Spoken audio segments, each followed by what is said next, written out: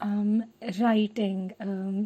I think what truly to me, I think that I started writing because it just felt like coming home and like exploring a very different world of stories at the same time.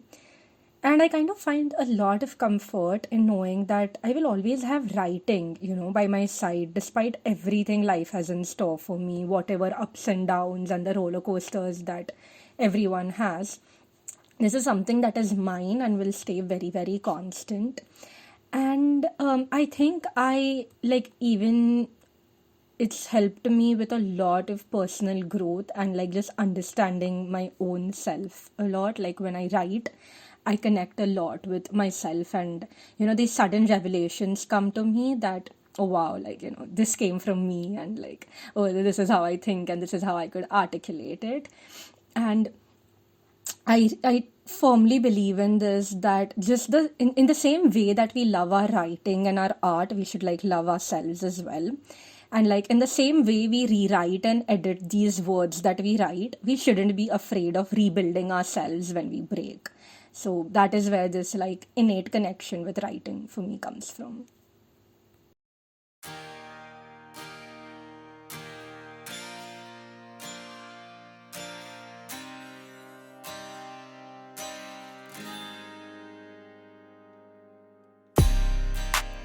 Hey everyone, welcome to the Closet Writer Chronicles. I'm your host Sangeeta, aka the Moody Marshmallow. You just heard our guest for today, Yashika Doshi. Yashika is a writer and economist. She recently finished her MSc Economics degree from the University of Nottingham and works as an associate with Artha Global. She is also a freelance writer with the Remnant Archive and runs a podcast called Confessions from a Poet's Heart. Tune in to hear about her journey with writing and economics. Hey everyone, welcome back to the Closet Writer Chronicles. This week I have with me Yashika Doshi, who also goes by In the Name of Writing on Instagram. So, welcome to the show, Yashika. It's really good to have you here. Thank you. Thank you for having me.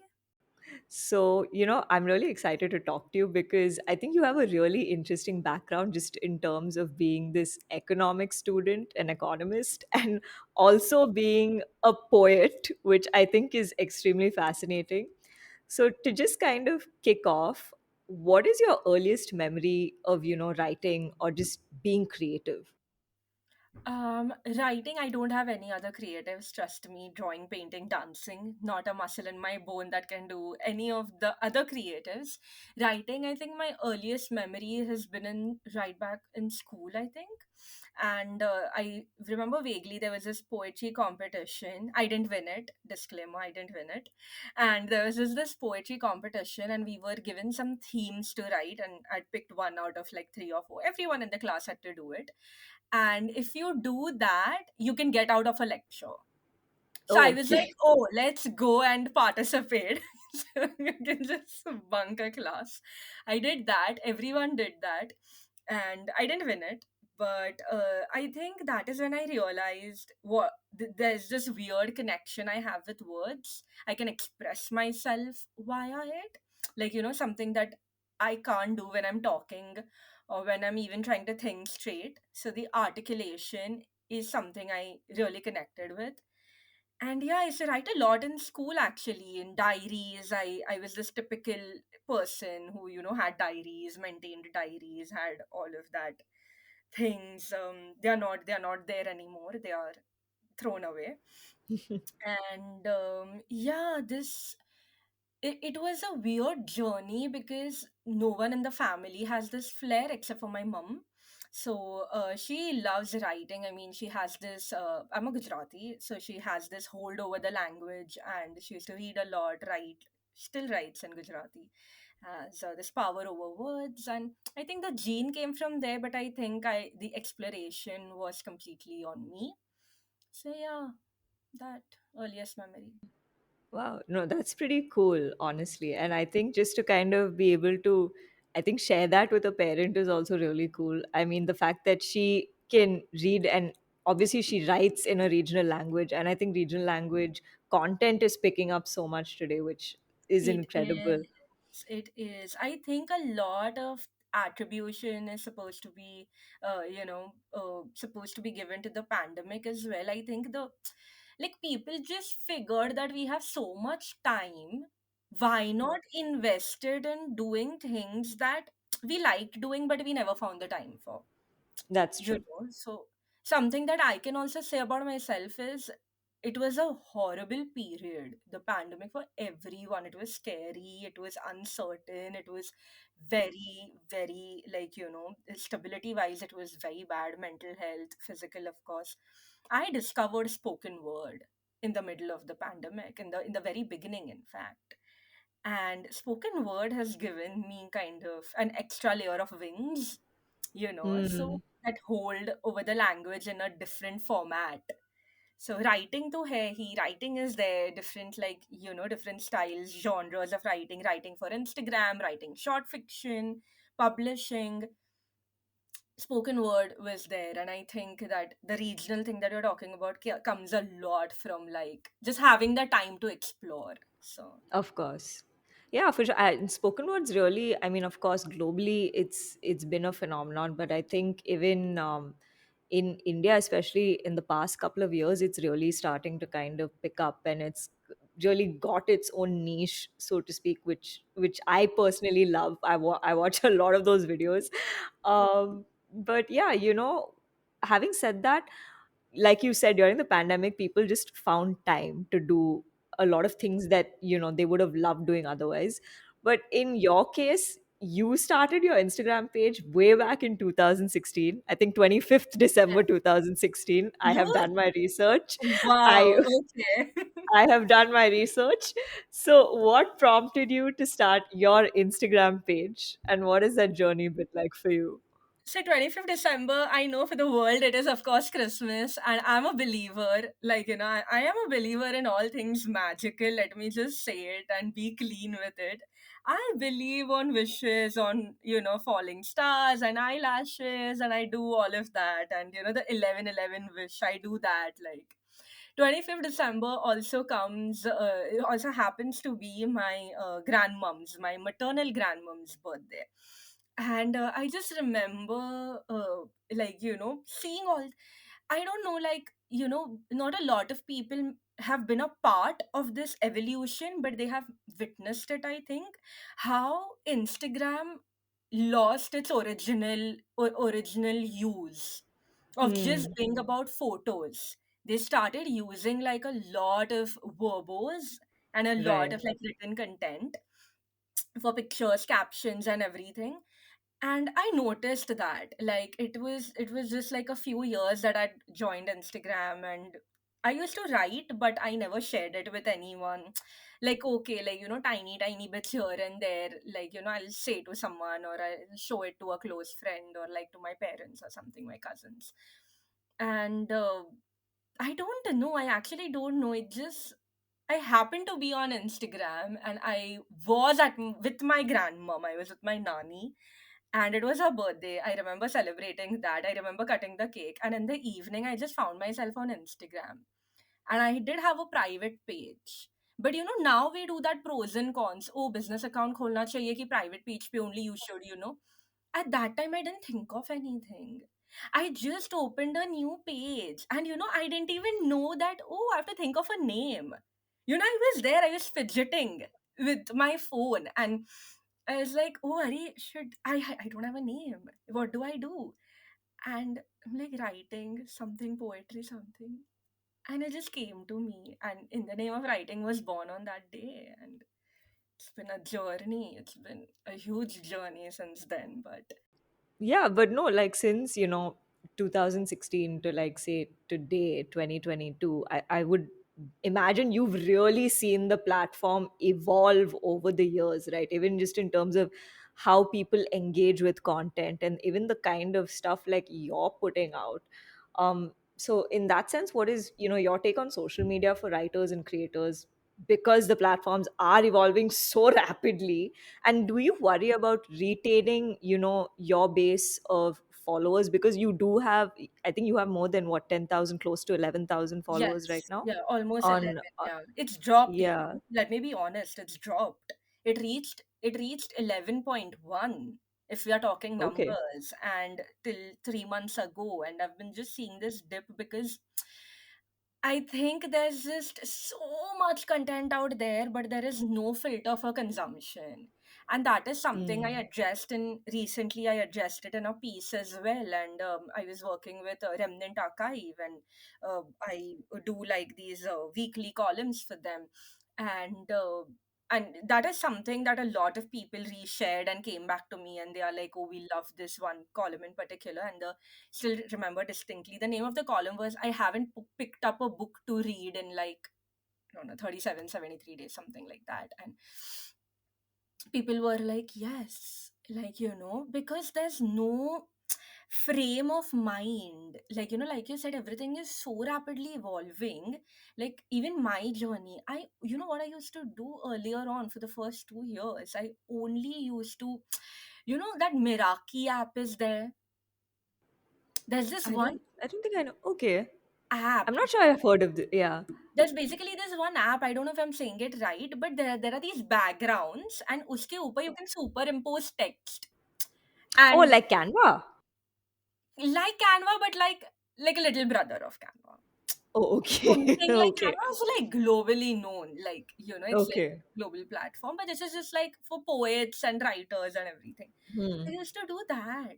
I still have some posts. My first few posts are literally, I've not removed it. I'm like, it's a part of my journey. It has to be there. So, they would do superimposing of text. Utne hi, write 6 lines that you can Yeah. fit in there. So, all that used to be there. And from there, I remember somewhere in the middle of after 2 years or something, I started doing short fiction, really tiny fiction. And then I realized that, oh, ये caption भी लिख सकते हैं, like लंबे captions, we can write something in that area. And then I started, like, I dabbled a bit with photography. I still do. I'm always on, like, I love using original pictures. Of course, there are some friends who are kind enough to let me share their work, and I give them credit.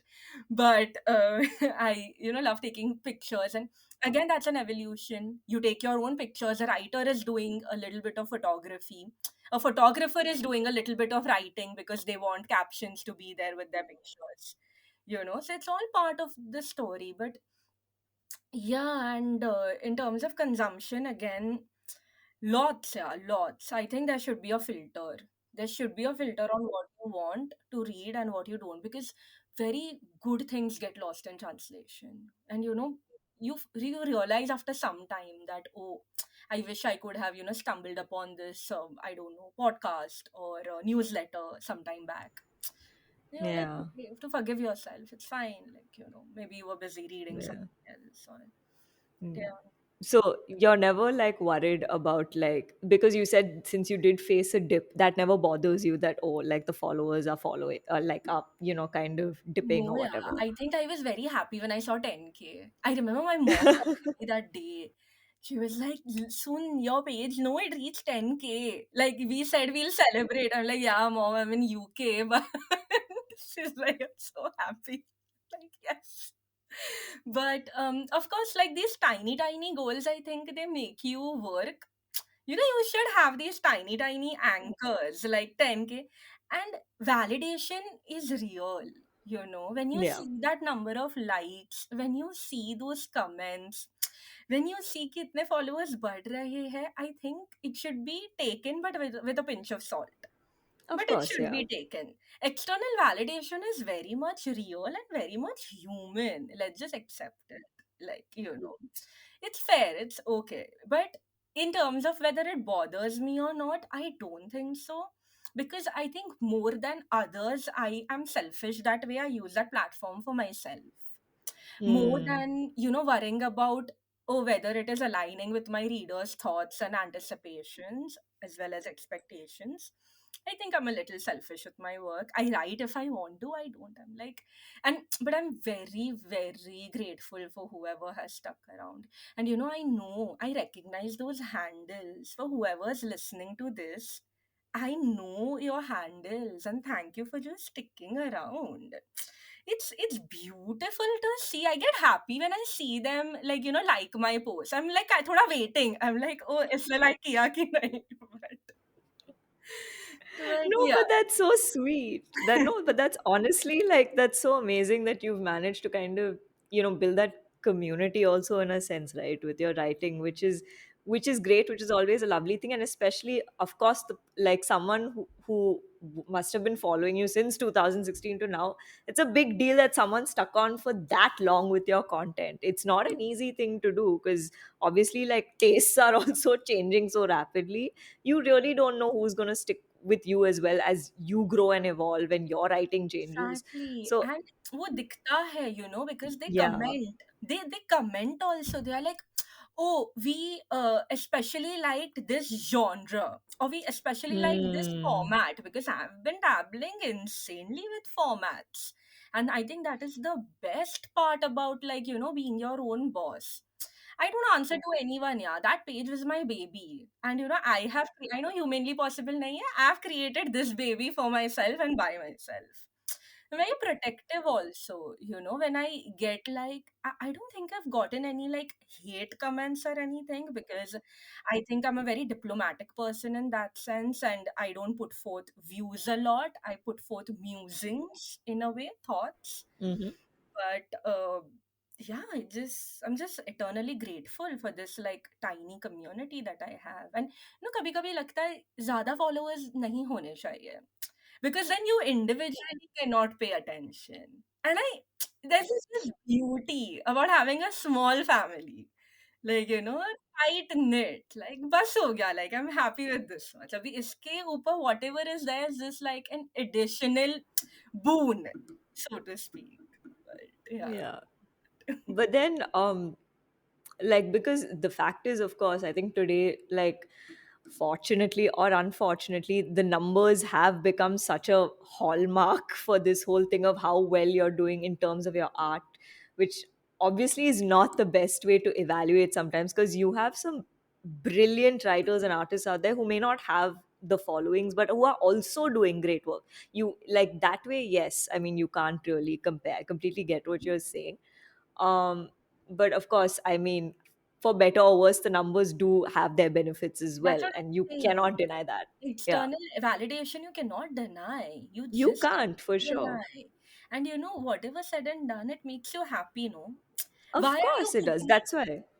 Yeah, why are you putting it out there if it's not making you happy? Of course, it is making you happy to see.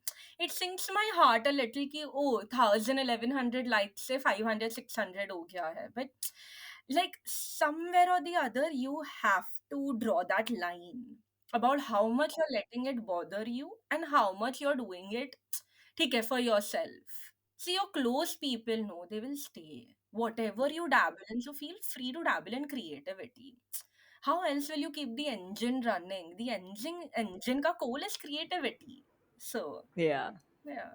No, but which is why I love that you were so honest about the whole validation thing, because a lot of people are very diplomatic about this, but that's what I appreciate. You've been very open about it and you've been very authentic and honest about it, because it is a fact.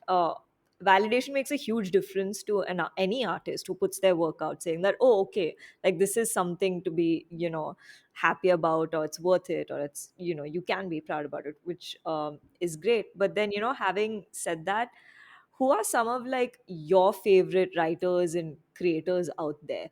you know what's the stuff you're consuming? Who do you love? I love, of course, like, these conventional people to hai hi. Speaking only about Instagram, I love Joel's work. Megha Rao. I love how unapologetic they are. I think that's the word. I just love how fierce and unapologetic they are in terms of whatever topic they are choosing. And it's always like heartwarming to even see the different kinds of formats that they are using. And it reflects on how honest they are even with themselves, because this kind of work doesn't come from being like very opaque. It only Yeah. comes, good work, I believe, comes from being very honest and truthful. And you have to own up to it. And, once you have that connect with yourself, it is going to 110% it is going to reflect in your work. Whatever form of creative work, that art form that one chooses to be in. Love their work. There are, of course, these, like, other artists, like tiny tiny like pages on Instagram that I have made it a point to follow, because I'm like such a huge fan of their work. I love your work. Oh, thank you. I've heard a few episodes, and even before you approached me, I was listening to everything, and I've made sure to follow, because so what happens is, I don't like to follow a lot of people. I do follow for like that professional engagement, but the people I truly like truly truly love and want to like never miss out on their content, I don't follow them from my writing page. I follow them from my personal page. Oh, okay. Writing page से I don't see इतने लोग हैं ना, it's professional engagement या, but वो personal connect के लिए, सो like I their work I'll follow from my personal page. I'm like, I don't want to miss out on anything, so I'll wait for their posts and I'll read everything, I'll bookmark everything. But and in terms of course, like acclaimed writers, I've been reading a lot of Emily Henry's work right now. I Okay. yeah, I love how easy it is, and it comes with this very nuanced perspective, I believe. But I still think that it is easy on the eyes, and I have become a fan of that recently. I do not like it when things are lost in translation. I do not like it. If you want to say something, please do not put it in a metaphor. That is what Yeah. I believe. And I know, being a poet, I shouldn't be saying these things. But anyway, I write metaphors too. So anyway, of course, like OGs are there. Yeah, Khalid Hosseini is there. Chitra Banerjee is there. Uh, the who's the author? Oh gosh, the one who wrote Shantaram. Oh, yeah, yeah, yeah. Gregory, Gregory, I, Roberts, David Roberts. Roberts. Yes, I think it's Gregory Roberts. Yeah. I don't Gregory even, Roberts. but Yes. I have read Shantaram. Yes, so of course, like his work is there. Sydney Sheldon here.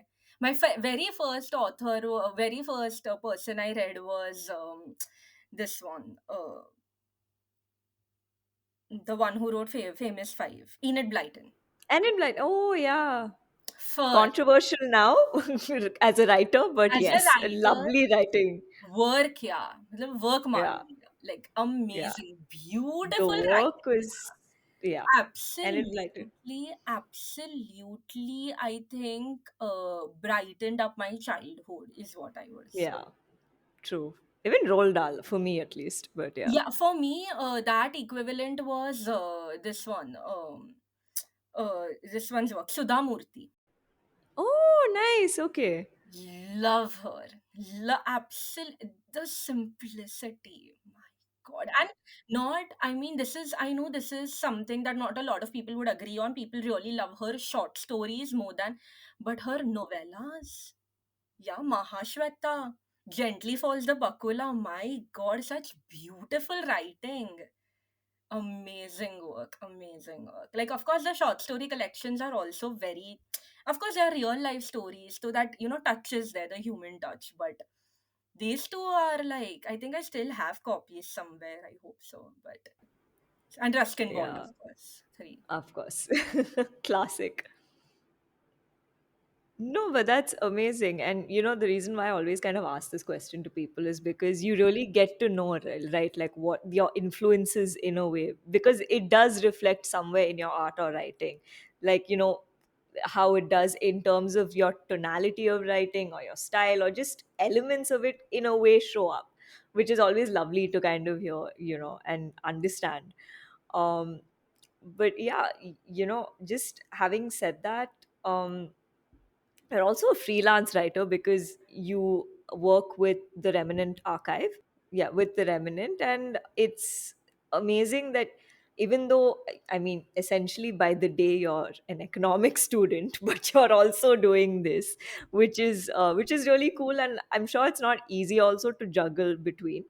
But how did you start freelancing? How did you basically decide to do it and get into it? And what are things that people don't tell you as being a freelancer? And these can be things that you wish you knew when you started or were started freelancing. So, freelancing, I think the definition that freelancing has in the today world is they're not lining up with what I am doing. I just write under their umbrella. Essentially, freelancing means that you are actually being paid, and you actually have like contracts drawn up and like be like, oh, you have to write like 2,000 words every week, and like, you have to come and pitch to the editor.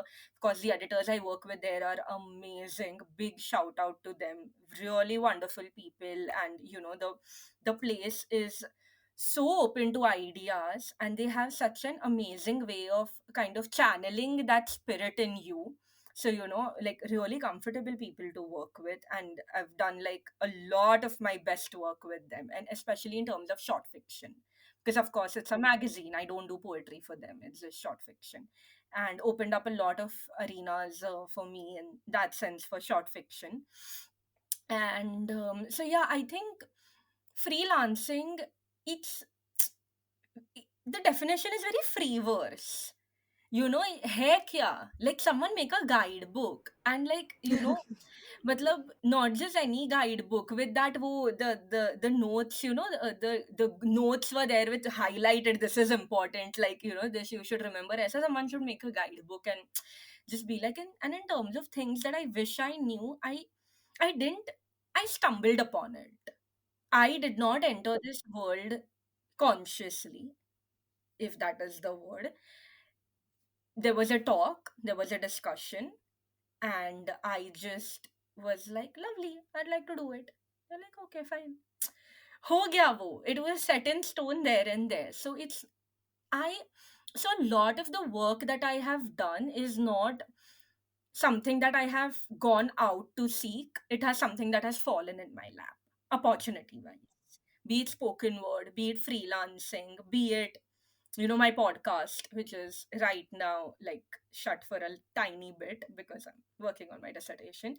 But it's fallen into my lap. So now sometimes I think that I don't enter into this area with full expertise knowledge. I think I learn. With each stride, I learn. And then, of course, I started freelancing. I did two freelance articles currently. I worked with two beautiful pages on Instagram, and they have like their own blogs and everything. And of course, those were commissioned pieces, commissioned paid pieces. So I think that whoever's entering this world, they should know what they want. First step is know what you want.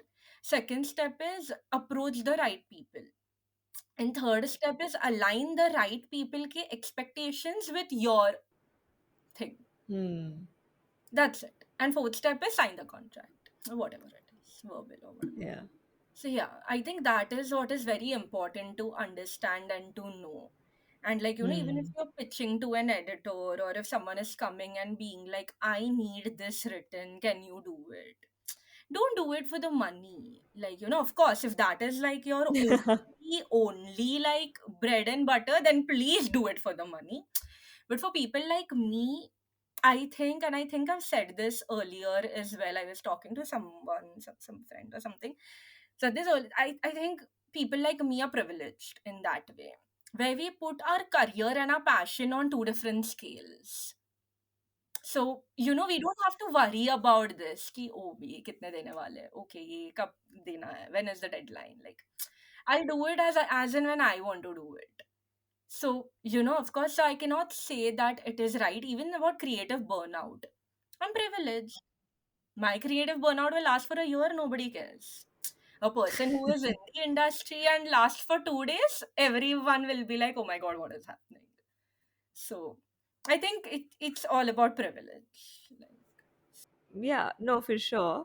And yeah, I think yeah, the creative burnout thing is I think very interesting because so many people have different takes on it. But yeah, like, do you deal with have what has your process been like in terms of dealing with creative burnout? Then, have you ever dealt with creative burnout? always, always. And I think that is something no artist can escape. And any form of art that they pursue, like, I'm sure even you. Like, some days, Yeah, like, I'm of sure course. even you must have felt that, oh, maybe the right flow of questions are not coming up with this interviewee. नहीं ये click नहीं हो रहा है. For me, the major signal is ये click नहीं हो रहा. So I'm like, oh, stop writing. Like, don't do it. Like, if I'm reading like the same sentence two times and I'm still not understanding it, I don't like to force myself. So I think the best ways that I have found to deal with it is to not. I pack up my bags and I run in the opposite direction. And I hope that the words will follow. So a lot of times that I have found is, and especially like times when I'm really busy, like when work from home hadn't started, pre-COVID time. I was working full time. If you're working 8-9 hours a day, कहाँ time मिलता है? And even if you do end up writing something, it's not in that frame of mind of inspiration and something. It's more like an outburst. You're feeling something and you just want to put it on paper. So that. And yeah, the best way to deal with it is, I think, to give your art time. Your art also needs to breathe, like you, just like you. Let it breathe and have faith. Have a lot of faith that your art will choose you again. See, you are choosing it again and again anyway, but it's a two-way street. Books, the best books that we have read till date, like at least my favorites, I believe that the story chose the author, not the other way around. And that is what I believe with my work. Like, my work is choosing me. If someone else could write this, these words would never have come to me. Other way around also. If what Joel can write, or what, there's this beautiful artist I for Nivedita. If she can write something and I can't, those words chose her. So there's something for everything. And that is why creative burnouts happen. You're trying to force yourself to do something which is not meant for you. Mm.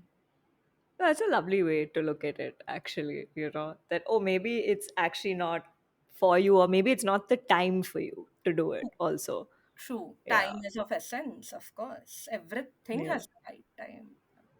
Yeah. So yeah, it's a very interesting take for sure.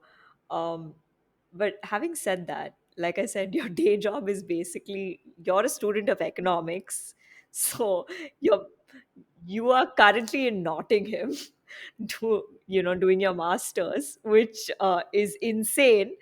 And you're a poet. That's not a combination you come across very often. But how did you decide to do, economics? And I think let's just first stick with that, and then I'll ask you what I need to ask. But how did you get into economics, and is it something you see yourself even doing like as a career?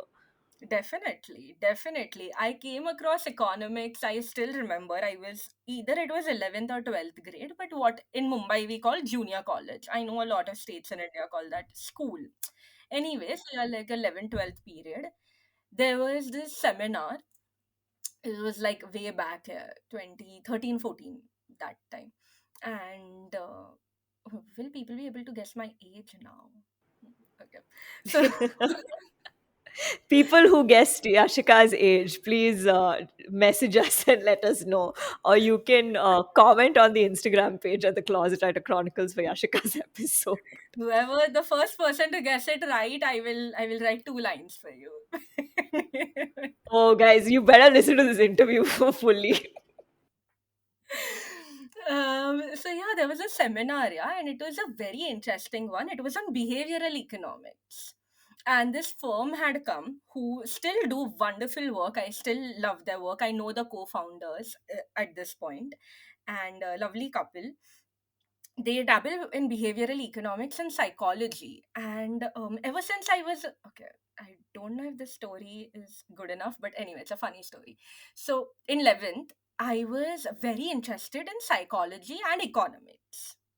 मतलब, like every other average Indian student, मैं confused थी. Like, I don't know what to do, like in degree college, So I made this bet with myself. I think my parents know this. Anyway, uh, I made a bet with myself. I'm like, 12th May, in 12th, whatever subject I get more marks in, I will do my undergrad in that subject. Oh, wow. Okay. Yeah, weird, right? And so to say, I got 1 or 2 marks more in econ than psychology. Oh, Yeah. So my life would not have been this if not for that one pivotal, childishly pivotal thought. Like, so yeah, I was like, okay, lovely. And then in 11th and 12th, so this is like the background. And then in 11th or something, this behavioral economics, they'd come to do a seminar or something. And I realized, oh, wow, like, this is so cool. That was like my first taste. And then I think them or someone else, but it happened again. Like, my touch with behavioral, like, started, growing. And I started reading a little, started reading a lot of books, Taylor's work, of course. And nuts theories, all sorts of, like, at that time, good work. Like, now of course they are the foundations of BE, but at that time it was just like on the, like, horizon. So yeah, in my first, actually this is my second master's. So oh, okay. yes, so I did, like, for my first master's was back in Mumbai, and my this thing majoring was in public policy and behavioral econ. So that is where it all came from, and I realized that, oh, ये choice तो करनी नहीं पड़ी. Behavioral economics gives me economics and psychology. So that is where economics came from. So right now also I dabble a lot, of course, in, like, pure empirical work, but like a core interest remains in behavioral economics and gender studies. So, Hmm. That's interesting. So then, would you see yourself, and this is where I was going with this, is would you see yourself kind of merging creative writing and economics, especially considering you have a lot of interesting work coming out right now? I mean, of course, you've had, the Free Economic series, but the most recent one being Shrayana Bhattacharya's Desperately Seeking Shahrukh, which has just been off the charts, and it's a what really good is book. that book about? What So, I oh, so I don't know. I've only read the titles everywhere, but what is that book about? Okay, so for those who don't know, Desperately Seeking Shahrukh is this really cool book by Shrayana Bhattacharya, who has basically spoken about economic policies and how they've affected women through the decades in India. And she has interviewed different classes of women uh, through using Shah Rukh Khan, basically. So she used to go interview these women with Shah Rukh Khan as a conversation starter, and these women would just open up about different aspects. And she's basically, and then she would ask her research questions, and that's how she kind of made this book, which is a very fascinating read. So I definitely recommend it.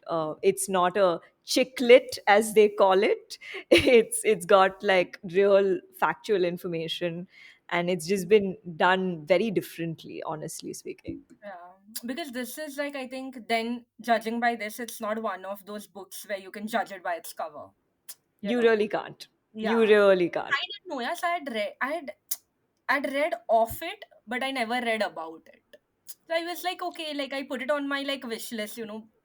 All Hmm. writers and anyways, like, book lovers have this, like, endless TBR, like, from here to Mars. तो मेरा तो पता नहीं यहाँ से Pluto तक है. But anyway, I put it there and I forgot about it. Lovely you brought it up. I think I should. Yeah, you should. So you could take some inspiration. Who knows what you could end up writing out. But do you see yourself ever combining, writing and economics and kind of actually putting something out? No, I don't know whether in terms of putting it out, like you said, like, she is done. Like, this is, to me, it seems like this is a person who's been in research for decades and has that amazing hold on the subject. I would say that I'm still on the path, the destination where No, she's of already. course. So I mean in the future maybe do you Yes, see yes, yourself like definitely. years down the line? Um, right now, if we are comparing, like, writing and economics, I use some aspects of both these subjects to strengthen the other.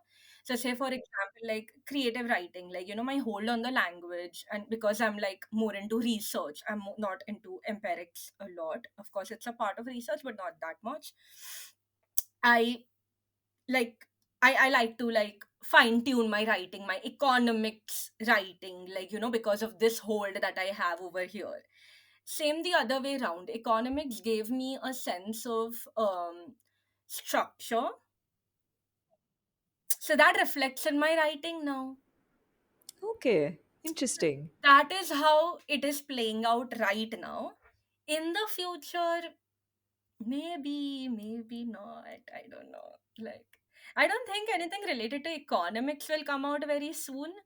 But of course, yeah, the dream is there of like seeing yourself out there with a book and your name. So that dream is still there. But I don't know So, what I'm going to. so This is publishers, if you're not an looking for a new announcement of any writer, kind. No, no, no. This is not an announcement. But yes, publishers, please email me. yeah, if you're looking, we have someone with a 10.9K following, so your and marketing is taken care of. Please commission. Yes, and a loyal fan base, loyal fan base. So yeah, but yeah, I see myself there. Something like Rupi's work or something like Atticus's work, maybe a book of poetry, or maybe like, you know, I don't know actually. I don't know whether it should be like a a book of poetry, different works, or just like a novel title. But let's see. Time, like we said. Maybe right time. Fingers crossed. Fingers crossed, yes. Maybe right time will come and maybe we can talk about it, like hopefully in the future. Yeah. Suddenly down the line, I'll get a call from Yashika saying, "Oh, a book is coming out. Maybe we should do another interview." Yes. Just throwing that out there in the universe. Oh, remember we asked those people to call? No, they called. And this is happening. That would be amazing. I'm like, this podcast is doing wonders. But it's so crazy. And this is like a fun story and completely, well, not irrelevant, but it's a cool story. So, one of my season one guests actually got in touch with me recently, and she was telling me how a client found her through my podcast, and she got a really good like deal out of it for her startup through that, which I was very like happy about. And I'm like, this is what I'm aiming to do, to hopefully try and create a platform for people to just put themselves out there and be found by whoever can find them. Yeah, I So think yeah, it's some kind of noble work as well. Just like helping people, like literally one episode at a time. So yeah, I think thank it's you, Ashika. So yes, publishers, if you're listening, this is the writer to pick up right now. writer has But no no. ideas, but writer's open to work. But no, since you brought up like, Rupi Kaur and Atticus, I really want to ask this. And because obviously you've been a part of social media for a while now, so you've really seen that evolution. What is, your take on the whole social media poetry culture that's been happening, especially today? Because there's so much of, I don't like, unfortunately, there is a lot of backlash also. I understand some of the backlash, but at the same time, because it is also a space for people to freely put out their work and really give themselves a chance and give their work a chance. In fact, even on season 1, I had people who had differing views on this. There was someone who was fully like like got their due through social media with their poetry, and doing very well, is a good writer. And of course there's someone else who's like, it's social media poets aren't as technical as some other writers, and hence people get really like not frustrated. But I think it's not about the fact that these people are getting more followings, but I think there's frustration about the fact that their understanding is just limited to that, and no one wants to dig deeper into depth. So generally speaking, what is your take on social media poetry? Like, how do you look at it? What is um, your this thing? I think that it is just a niche of sorts. There's lots and lots and lots of forms of poetry, and see, you cannot compare, I don't know, Byron's work to Shakespeare's. You can't. Just For like sure. that, you cannot compare one account to the other. It's as simple as that. And if this is a niche that people and Instagram has provided, like, that kind of platform that you can build yourself on it, why will people not take that opportunity? And they very well should. All I'm asking is this one culture that I completely agree with like writing for Instagram on Instagram. I know a lot of people are doing like newsletters these days. You know, even I got the offer to do one and like actually create a model, like a paid, subscriber model. And I'm like, I couldn't find myself in that idea. Because like, why am I restricting? Why? How do I put this? On Instagram, on like an open platform, people are finding me, right? Hmm. Your work is attracting it's like your vibe attracts your tribe. So True. work is attracting your readers. These newsletters, of course, I love the idea. I follow phenomenal newsletters. I can't even tell you how much solace they give me when I read them. But again, yeah, filter nahi hai. You just, there are so many things out there. Everyone wants to, pehle it was that anthology craze. Everyone wants to get published in an anthology. Then it is this newsletter. Then it is spoken word. I'm like, कोई मतलब give me a way to know एक disclaimer के साथ people should come in your life. Like, one like a 30-second introduction. Like, you play that on like a tablet or something and then you choose, okay, like I want to see their work or not. Like, so that I think is the issue with like kind of bombarding Instagram dumping, like you said, like the culture of writing on Instagram. But to each their due, of course. I completely agree that everyone is, if not, I'm glad that I've not come across anyone who's abusing the platform or misusing it. Or at least, of course, people are out there and I've not come across them, which I'm very glad about. But yeah, I think everyone has to take this with a pinch of salt. You end up following 100 people, say 100 mix of writers and creators and everything. By the end of year one, that has come down to 80. By the end of year two, unfollow का option है and people are using it. I am seeing that people are actually making use now. Nowadays people are not like, oh, dekh lenge, oh, it's okay, I'll just mute them or something. No, people just unfollow directly, which is okay, which is fair. If you are okay with reading this person's work or like watching their work, it's completely fair. If you're not, you're not. But so this is where I think competition also comes from. What you're saying, Hmm. इतना content है, you're in constant competition. You're like, oh, that person did this format, maybe I should try to, maybe I'll be better at it, but I think I should see what my audience likes or what they don't like. You take it how you want it, no, just because like every offer is coming to you, not necessarily that you take it. Like, if I see like Joel's work or like, say, I don't know. So some really good work recently. Who was it?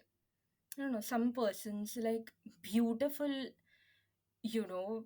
It was a reel of sorts, and there was this like voiceover, like, poetry, like this thing. And this one girl I know who does a lot of beautiful Urdu work, and she records herself, and she's like narrating her own work. Forgetting their names, but lovely work. Abhi, I know that is not my niche. Then why would I do it? Yeah. So that I think it's okay. I think everyone should just take it easy. Really, it's very difficult, yeah. But I know it gets to you. It gets to you. This culture gets to you, and you end up getting frustrated. That is for sure. So, But yeah, I think it's like you said, to each their own. If social media poetry is your thing, go for it. You're expressing yourself either way, and good for you. And if you're happier with more, I guess, traditional forms of poetry or even just other forms of poetry, go for that if that's what works for you. And it's like you said, I think if you're true to your work and what you're doing, then you will find your audience, then the size of the audience, if that matters to you, that's a different story. But I think what really matters is how much they're really resonating with you and your work and hmm. the authenticity you show through Yeah. your work. Some people even So have blogs. I know a lot of yeah. people who have wonderful blogs, because that is giving them that's fulfilling their purpose. It's like you're seeking out to find a platform which is fulfilling your purpose. For me, it turned out to be Instagram. I don't have a blog. I don't have a blog. Everyone But that's perfectly fine. yeah, everyone asks me this, Ari, where is your original work? I'm like, it's right here on Instagram. Oh, no, no, no. We meant your original work. And right here on Instagram. This is all that I have. This is my entire book right here. Like, whatever start to end, yahi hai. But blogs hai. Then, of course, newsletters to hai hi. Yeah, the WordPress. How that is a blog. Yeah. Yeah, I love how everything you have mentioned, I'm like, shit, dude, I've done everything. Yashika's like, I'm just like, what Just is the next thing gaslighting she's going everything. I'm just like WordPress, spoken word, newsletter, podcast. I'm like, what is anthology? I'm like, what is left that I have not done that she has not like torn to pieces? No, no, no. I'm sorry about that. But like I said, see, you have to find a way to fulfill your purpose. And these platforms gave you that. And what are you saying? I have published in an anthology. Yeah. What are you? I've also done it. Yeah, अभी तो मैं बोल रही हूँ. I've done everything. I have I have two pieces in anthologies. I was victim to that culture, yeah. See, WordPress and all, I know these are like very authentic things. I'm not saying anthologies are not, but मुझे बहुत late समझा that, oh, okay, maybe this is not the right way to publish. And these young people nowadays, like, I don't know, it's weird. Like, everyone is in a race to publish. Like, the sanctity is not that. No, the sanctity is polishing your work. And even about the technicals you said, I don't put myself in the technical know-how person. I don't know. I still don't know the technicals. Yeah, I think all of this is like a calling. But Yeah. let's put Yeah. it that way. Like, it's not Yeah. something So you I need to think yeah, meditate to. it it's to each their own for sure. And I mean everyone is I think free to just follow their path, whatever that might be. It could be a combination of things, it could be one thing. It's to each their own. And more power to everyone who's really just trying to, create work and put themselves out there, really. Absolutely. Um Absolutely. The newsletter idea also have been playing it with it in my head. But I'm like, yeah, commitment hai yaar. It's too much. it is. I know because I tried and I Yeah, had to go on a really I was long just about to hiatus. ask you, how are your experiences with maintaining a podcast, a blog, and a newsletter? How are you doing this? Oh my god. I think my blog was always meant to be a very sporadic thing. So that is really as and when I post, and somehow it still retained an audience, which I am very surprised about. So I'm very grateful to whoever still Amazing, stayed. huh? Congratulations on that. Thank you. So I'm like, I'll still get emails sometimes that, this person has subscribed, this person has subscribed. And I'm like, oh, this is still getting an audience, even though like I post like once in a blue moon. So like I'm very, grateful for that for sure. With my newsletter, I mean, I started in 2021. I made it a monthly newsletter, but in between, I think I was just going through a lot and somehow I wasn't able to stay consistent after like 6, 7 months or so. So I am hopefully by the time this podcast episode comes out, it'll be revived. I'm hoping, fingers crossed, because it's crazy because I have people who message me and ask me like, when is the next newsletter issue coming out and stuff. So the fact that people have actually taken the time out to read my work and are actually, resonating and liking the stuff I put out, I feel like to some degree you even owe it to them, right? Because one of the reasons you can even, at least artistically, and I know at least with my publishing career so far, the only reason, one of the main reasons I've even been able to get this far is because people have shown that faith in me. So I feel like I do kind of owe it to them. I can't just leave people, high and dry. So of course it is something you have to like work on, and the time management is still something I'm figuring out with this whole thing because I want to make sure I'm giving quality content also. That Like is it's the not thing. that some rubbish. Yeah, Yeah. quality, and that is where it's a vicious cycle. Yeah. Quality, creative burnout, giving time, and still taking out time for yourself, because thinking bhi to lagta hai, right? You have to think, you have to put in so much thought for putting out content. It's not easy. So that, but I mean, yeah, newsletters, yeah. I mean, I'm telling you, I'm just reading such lovely ones currently, such lovely ones. And I was so inspired by it recently. I ended up writing a post, and it was like, again, short fiction, and it was sort of like a musing on what actually is the relationship between a writer and a reader. Like you said, Mm, a writer owes it to the reader. It's a two-way street. You yeah. owe it to them to put in some thought, to put in a good process, like, and like give them something like very well articulated. So yeah, there was this one line that I wrote in that. I remember that I'd written this entire thing like, okay, like, like readers in fact like help you and kind of hold you to your place, and help you not just amend but edit, forgive yourself if you've gone wrong somewhere, but also be proud of yourself because of their constant support. And there was this one line in the end that I wrote like, am I more yours or am I more mine? Because like, whom are you actually doing this for? And it's like a beautiful mystery which will always remain a mystery. That's the beauty. Yeah, for sure, for sure. It's definitely an interesting dynamic and relation, I think, to explore between a reader and writer, as you said, for sure. Um, but yeah, I feel like we've had such a long drawn discussion as two writers, just venting out our experiences right now. I feel like suddenly people are going to listen to this episode and be like, we came for an interview of Yashika Doshi. What are these two people just like whining about their lives, about writing Yeah, and yeah, this creative is burnout? true. This is like, what do you say? This is like an episode which is actually a BTS. ये Yeah, होता है. actually, This is what happens in a writer's mind. This is the true reflection of writers' minds. Like, that should be the yeah. name, I think. Like, true BTS evidence. Please click here. Yeah, oh my God, yeah. So I feel like a lot of people might relate. A lot of people be like, oh, this is what goes into being a creative person.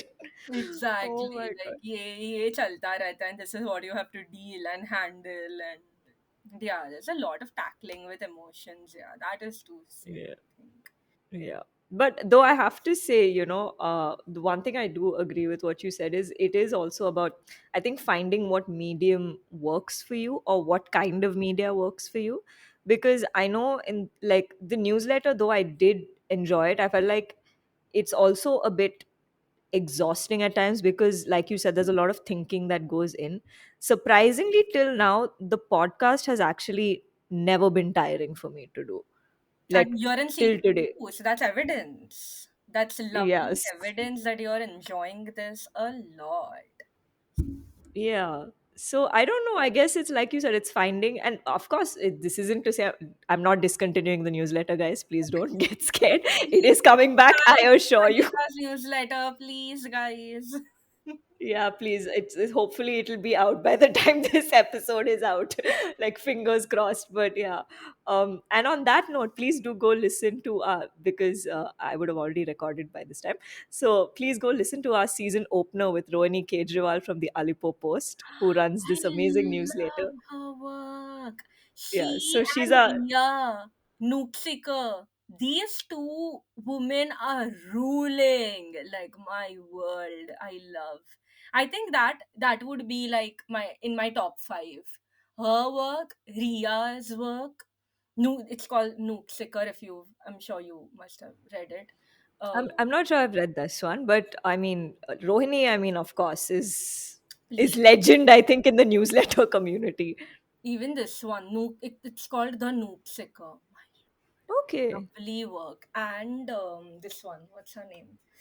Um, Japleen, millennial ladki, I've millennial heard of her. I've not read it, Kaur. but I've That's her name. Yes, yes. Let me. Sorry. I have to say. yeah, I yeah, can't yeah, yeah. not. Such lovely work. Yeah, top five is these three. Japleen, this one. Even Rochi. Her work is amazing. So yeah, these are top three. Yeah. Top four, sorry. I don't have anyone for the fifth one. There are some people's work that I read on and off, but religiously follow. And our top five, Sangeeta. Lovely. Chalo. You've not even read my newsletter. Guys, I'm sure it's going to be that. I didn't know. कहाँ है? Where's evidence on your page? Or I didn't know that you have. On my link tree. No, sorry. Okay, I haven't done my homework then. Including me, you have a new subscriber today. Thanks, Yashika. So please follow suit of Yashika and subscribe to my newsletter, guys. It's called the Moody Mail on Substack right now. Hey, wait, I follow that. Oh, That's okay, you. Yashika. Yes, Yeah, yes. that's me. Yeah, that's you. Oh my god. Sorry, I got confused with something else in my head. I follow it. Yes, I do. Oh, I I clearly need better branding, but Yes, you need to put some face on that. Yeah, there's no face. So you have to, like, but yeah. there's a marshmallow which represents me. But no, As cute as that is, Sangeeta, you have to put your face on it. So I know who it belongs to. A yellow marshmallow logo. Is not going to- oh my god. I feel like I'm being called out on my own podcast right now, which is like Yashika has dissed spoken word, anthology, like every form I have मैंने ever only spoken tried. word है, मैंने भी सब किया है. Don't do that to me. I've done everything. It's just that jitna pure writing is for me. Like, for everyone is like that one thing you always stick to. So these are all, what do you say, creative styles that you are exploring. But what do you Hmm. come home to? So for Yeah. me, that Oh, is, yeah. Matlab, that's a very lovely thought. yeah. So you keep visiting countries, but you come home to something, right? And these are countries, and you come home. For me, that coming home, for some people, it might be making reels because, more than writing, they can like talk more naturally. I'm very awkward, yeah. I'm very awkward when it comes to like talking about myself and like my work. But so, yeah, writing is like coming home. Absolutely. Yeah, I love that. And on that note, we sadly have to come towards the end of this conversation with our last two questions. So, first one, what are your, creative aspirations and what are you looking forward to in the near or even distant future? Um, Writing a lot more. I think I've not even fulfilled, say, 5% of what this gift has been given to me, bestowed to me. And I think in whatever piece I write and in whatever I do, I just want it to be very, very true to me, and at the same time like be relatable. I do not want to fall into those false traps of, oh, like early publishing or mistimed, just something that won't work for me, rush. Basically, I just want to take my time and I dabble in a lot of different forms which I haven't even found yet, but this journey that I've been on has found like its own forms for me. So it called out to me and I did it. So as this thing as that, as simple as that. So yeah, that, and of course write a book. I don't know how to say it. Like write a book or publish a book, or firstly have an idea. Yes, I think that is in the distant future. Have an idea. Yeah. I think I'm more like an editor than a writer. Yeah. I don't know. It's very weird. People have like this writer streak which becomes into editing. I am more from like upar se niche, so I've been into editing and then like into writing. Yeah, those are aspirations. I'll think about a newsletter. Not very sure about it. I don't know how much of my, what do you say, life I'm ready to share yet. What pieces of my life, because you write one, and I'm sure you know about this, that it's very personal, it's very intimate. Yeah. You share your lives, like your day, your about your work and about like your very personal thoughts. I'm not sure how ready I am to do that. Let's see. That's amazing. Yeah, no, you should definitely, record it. And like I said, publishers, if you're listening, you just need to give her an idea. I mean, like I said, sales marketing is taken care of. You just need her to write and publish the book, like Sapna literally. de do, the engine is running, put the coal. Yeah, exactly, might as well. But yeah, last question, and I know like our conversations kind of been sprinkled with a lot of like life learnings and advice, but what is, one piece of advice or just learning, you would like to share with people? It can be creative, professional, or even something personally you've experienced and learned and just wish people were more aware about. Um, I think this is something that I have been learning, and I've gone through like a lot to even come to this, stumble upon this learning. Like you say, that life teaches you some things at the right time, like right when you needed it. And I think this is one advice that I follow. It is something I manifest on like almost a daily basis, and something like people really should be aware of is, just be kind to not just others, but very importantly, be kind to yourself. It is okay. I mean, achievements, I completely agree that all of us have this goal in mind, like, ye age tak ye karna, we want to do this. But COVID has been the biggest example that you are not controlling your own life, and that's okay. So in that process, be kind to yourselves. Now this is both in terms of professional and personal. In personal life, it's fine, there will be toxic people, there will be people who will put you up and people who will put you down. Don't have this kind of reaction filled with vengeance and anger. Instead, be kind and go with a degree of a sort of forgiveness. It is okay, you have hurt me, but I am ready to forgive you. you know Something like that. And in terms of writing, and of course, like, that personal note goes for yourself also. Like, it is okay, oh my god, I took a day off from work and people are gonna fall apart and like all of my work is gonna pile up tomorrow. It's fine. Be kind to your mental health, and it's just so important to not fall apart internally. कि वो externally be reflect हो. And in terms of writing also, this is just like, I'm saying exclusively as writing as in writing as an art form, but of course it extends to all art forms. Writing is something which is very sacred, and it's okay if you are not writing up to the level of someone that you look up to, or you're not like, writing as much as I used to do last year. Even I'm not. COVID gave me a lot of time, the lockdown, so I wrote a lot. I did that one is a National Poetry Month. 2021 I did it. This year I didn't. Sorry, 2021, no, 2020 I did it. These 2 years I didn't do it. It's okay. I had to learn how to forgive myself, and I had to learn how to be kind to my writing, because that force will go on the other things, no, that mental pressure. So it's okay. Like, it's okay, I think. Live, let live, be kind. Yeah. Yes, sir.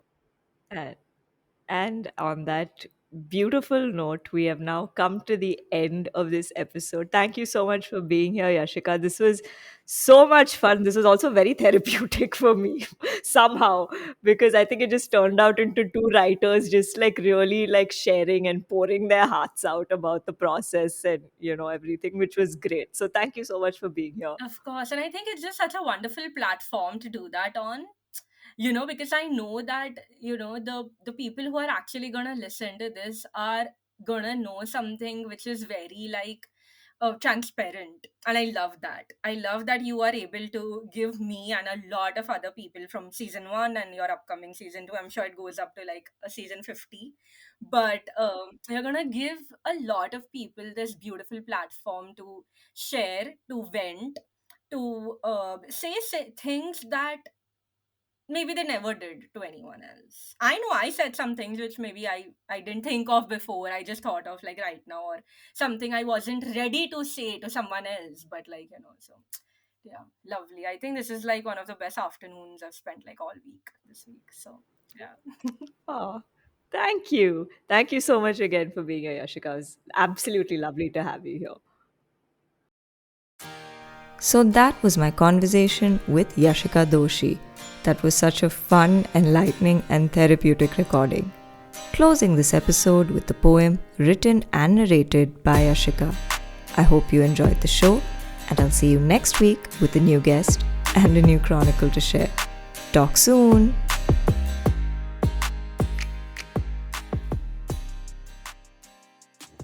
So this poem is called Kurbat.